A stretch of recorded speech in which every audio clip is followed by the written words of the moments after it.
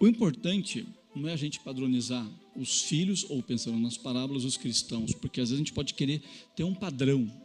O importante é a relação com Jesus e a transformação que Jesus faz. Isso é o central na vida.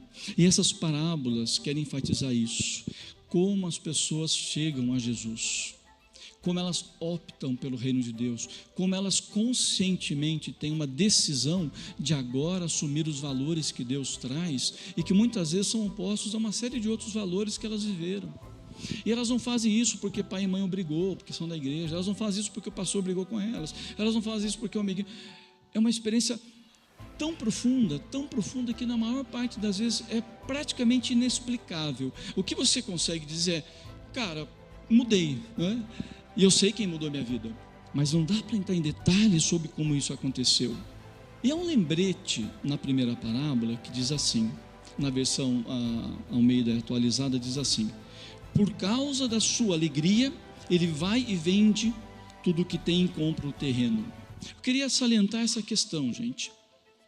Às vezes a gente acha assim, porque ele descobriu Jesus, ou foi descoberto, foi salvo, então ele está alegre, porque ele está alegre, ele vai lá e ele está disposto a dar tudo para viver com Jesus. É isso, mas é mais do que isso, porque o texto diz que por causa da alegria. Então não é que assim, eu estou alegre e tal. Não, é porque eu estou alegre, com alegria eu faço isso tudo que é necessário fazer.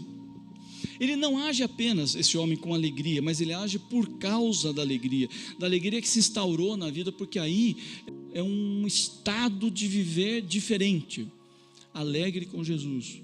As circunstâncias podem ser outras, você pode ter problema, mas a alegria de Jesus na vida é perene, é permanente.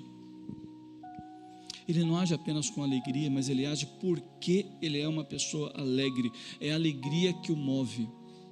Alegria de andar com Jesus, alegria de ser discípulo de Jesus, alegria de estar na igreja de Jesus, alegria de poder trabalhar na obra de Jesus e participar do reino de Jesus Cristo. Porque se não é assim, você não mantém essa relação. Se essa alegria que você sente, ela não for alimentada e nutrida, provavelmente você vai entrar numa situação muito difícil, e aí surgirão as cobranças, porque aí você vai começar a fazer as coisas porque você é obrigado. Jesus transformou a nossa vida. Ele é a alegria da salvação que nos move e que nos move à santificação. Por que a gente procura a santidade? Por que a gente procura andar com Deus? Porque a gente tem alegria de andar com Ele. Pastor nenhum deveria, né, eu acho, né, não sei, espero que o Serginho ache também. Pastor nenhum deveria, no mundo ideal, precisar exortar alguém e tal, porque todos nós iríamos ter uma alegria tão profunda e tão incontida, que antes que alguém dissesse, nossa, né, precisava que alguém desse carona para tal, precisava que alguém desse carona, eu dou, por irmão, tal. Pela alegria, a gente faz pela alegria, porque nem sempre é assim. Não é obrigação servir a Deus, é prazer, é identidade, é viver aquilo que nós somos, por isso que a gente serve a Deus. Mas aqui entra uma coisa que eu preciso dizer para vocês, talvez para um ou outro, espero que seja apenas para um ou outro. O que essas parábolas falam é uma coisa distante, é possível. Mas então,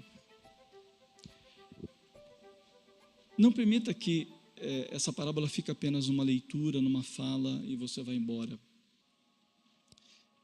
Provoque essa alegria, provoque esse encontro, procure o campo, procure a pérola, porque você não vai se arrepender, não vai mesmo. A sua vida está meio devagar, vá para o campo. Se você está triste, vá atrás da pérola. Você não imagina o que vai acontecer na sua vida. Você não faz a mínima ideia do que vai acontecer. O reino de Deus, Jesus Cristo entrando no seu ser, se tornando o seu Senhor, dominando, sendo o seu companheiro, aquilo que anda com você, redefinindo coisas, passando a ter alegria nas relações. passaram a deixar de odiar as pessoas.